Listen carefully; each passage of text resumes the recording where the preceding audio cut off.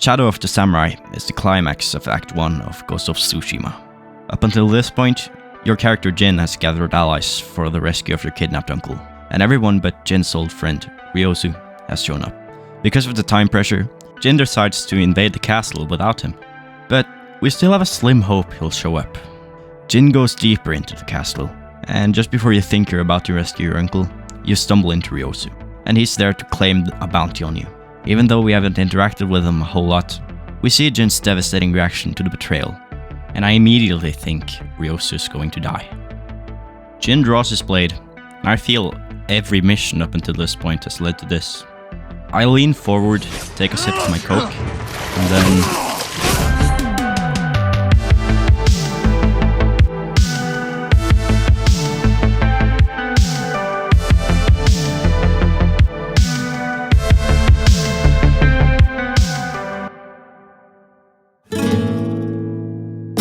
Death is one of, if not the most utilized mechanic in video games. It's an easy way to both add stakes to a game and also punish the player. In real life, death is final, but in games, you often just respawn at the last checkpoint as if nothing happened.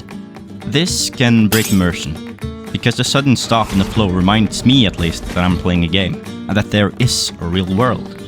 Something I'm not really fond of because I often play games to escape the real world. Frequent deaths disrupt pacing and can weaken the emotional impact of a story. It's kind of like having to turn back a page when reading a book. And what intrigues me are the games that have done something different than the typical respawn at the last save, and that doesn't remind me that I'm playing a game, and have expanded on the mechanic of death. A great example of death being handled differently could be the 2022 award-winning beat-em-up Sifu, a game where you get a coin that resurrects you after dying at the cost of you aging. When you age, there's a change to the stats that the older you get, the harder you hit, at the cost of being hit harder.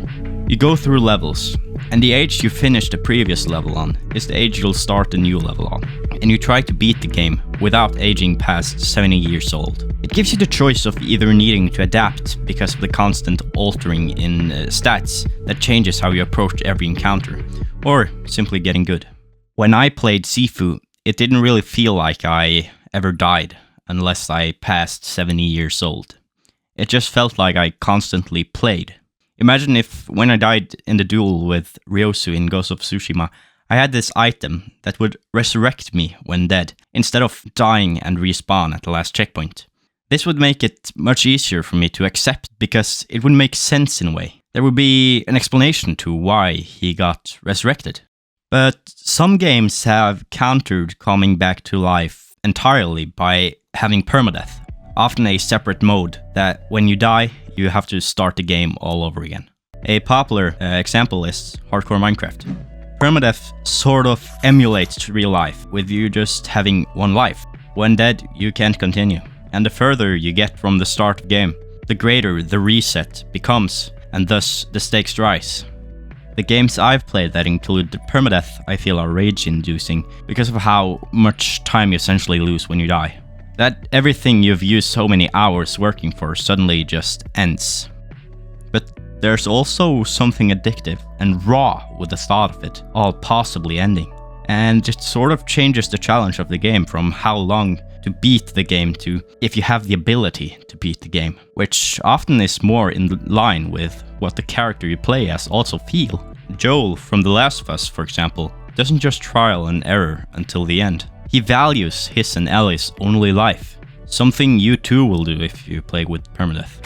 And if you die, you can always start over. It's not like you just have one chance.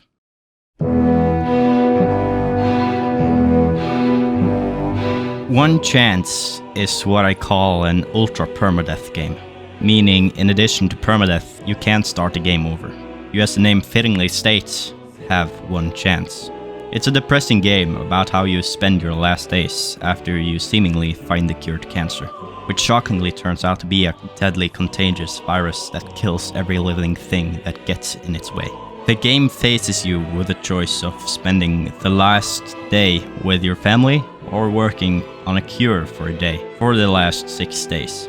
But when the 6 days you've been given are finished, whether you chose to be with your loving family, or work with your coworkers on a cure, or both. No matter how hard you try, you won't get the happy ending.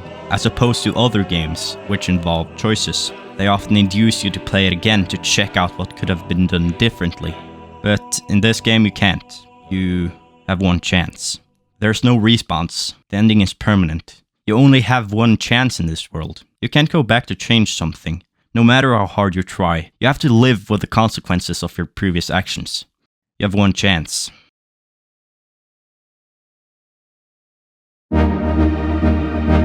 Dying and respawning is a cliche in the world of gaming.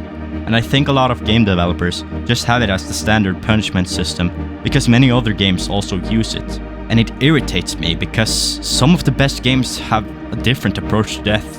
For example, the Game of the Year nominee, Outer Wilds, with it being a time loop.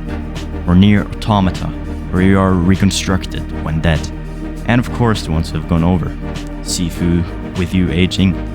And a permadeath mode that's available in many games, where you need to start the game over when dead. And one chance, where death simply means death. And I think it's almost always better than the standard respawning.